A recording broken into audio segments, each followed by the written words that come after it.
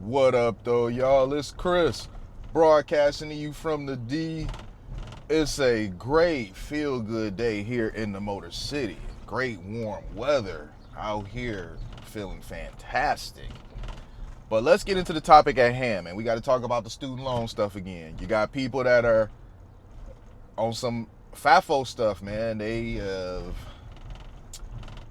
tried to avoid paying them loans and they're seeing their wages being garnished.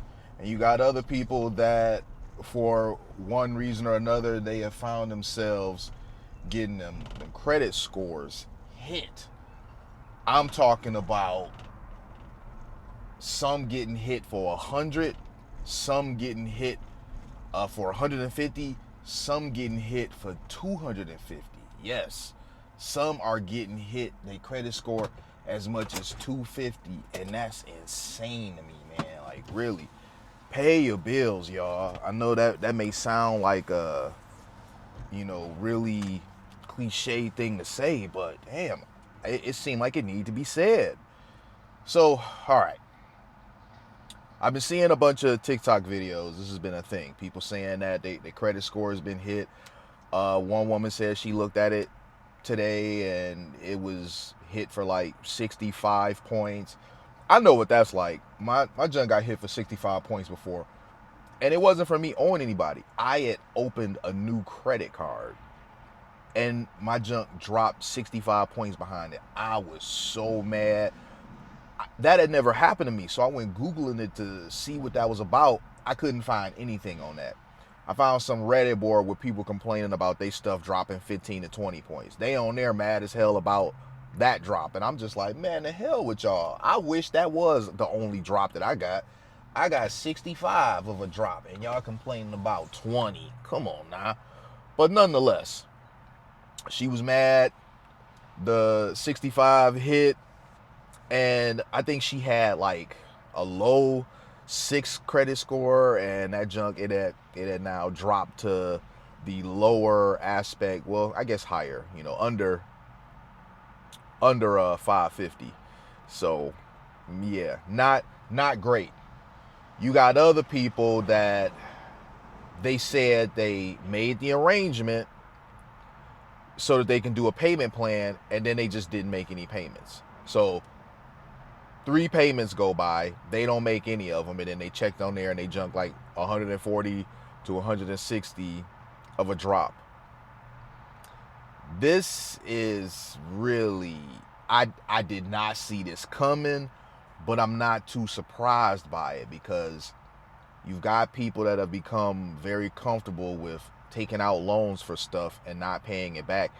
And the mentality of a lot of these people is really bad. I seen a woman saying that she took out a loan, she didn't finish, and because she didn't finish, she doesn't feel like she should have to pay back the student loan, because that's like paying for a service you didn't receive. And I'm just like, but you took the money. You finishing or not is on you. That's what you did after the fact of you receiving the money. You're not paying for a service. You're paying back the money that you took out so that you can pursue higher education. So it just really is surprising to me, the mentality of some of these people. Or maybe it shouldn't be surprising. Perhaps it shouldn't be. Perhaps the reason why they're, not all, but a lot of them are in the financial situation that they are, with bad credit scores and swimming in debt, is because they have this entitled mentality, like they're owed things. And if they're displeased with the outcomes, then they can just opt out of paying back what they owe. And it's just never going to work like that. I seen one woman, she was really livid. It was a sister, and she was in her car just going off. I think she's in education. She was saying how, they shouldn't be giving 17, 18-year-olds $50,000 loans and up anyway. They don't know what they're doing. You're told that you're going to be able to, basically you won't be able to get a good job or anything like that unless you do this, and then you finish your education, and now you can't get the job that you want because you don't have enough experience. And then when you are able to get a job, they're paying you minimum wage. this sounds like a very personal to her circumstance. I'm not saying there's no bad experiences. Of course there are. There's always going to be bad experiences, but the system has to work to some degree because you have a lot of people that don't find themselves in this situation. So even though I may be sympathetic to her specific situation, I'm not sympathetic to the thing categorically because aside from her, she's the only one that I've seen who actually pursued a career after she got her education. It's just that her career isn't paying her well enough. It's paying her lower than what she expected, so she's having a hard time with the loans. She's the only one that I listened to, and that was her experience. The rest of them were people that just dropped out for one reason or another. Might have got pregnant, might have just decided they just didn't like this anymore, may have just got bored, just one reason or another. They just didn't feel like going anymore. They wanted to find themselves. They didn't feel passionate about this anymore. And then they just decided to quit. And because they decided to quit, that's just supposed to absolve them of having to pay back the money that they owed. Mm-mm. It don't work like that, man. So what you're seeing is people really having to take some sort of accountability, even though they're trying to dodge it. Basically, it's not my fault. It's not your fault. You're seeing people being held responsible for the type of decisions that they make. And then you have the people who they say don't pay them back. Do not pay them. Do not pay them anything.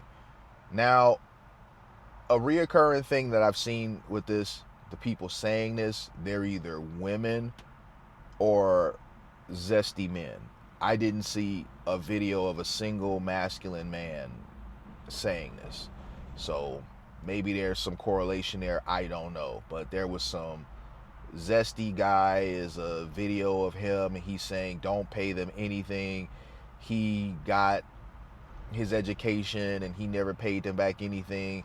He moved a lot over the last 10 years. After a while, the letters stop, and the the level of discomfort you're gonna feel temporarily based on your credit taking a hit isn't worth having to pay the 20, isn't worth having to work the 20 hours more a week to make those payments.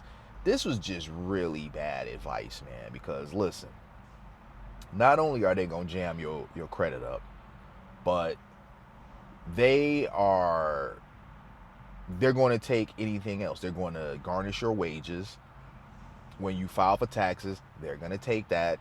If you play the lottery and you win, they're going to take that. If you've got any Social Security, they're going to take that. So, you know, listening to some of these people give this sort of really bad advice, and they're so passionate about it, they're so charged up. I went looking in the comments on that video, and this one guy was saying, don't pay them. Tell that to my friend whose wages are being garnished.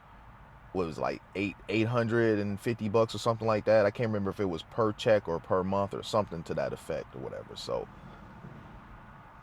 I don't say this making light of the situation at all. It's unfortunate that this has come to be, but you have people that made choices to put themselves in certain financial situations, and when they had the opportunity to kind of work themselves back out of it, they declined to do so. When they had the whole pause, which lasted for years, the pause on the student loans, they did that during the pandemic, and it made sense, but they extended it way longer than what was necessary. And then they extended it again. So you had easily a good 3-4 years where you weren't being charged interest of any sorts, and they weren't requiring you to make payments.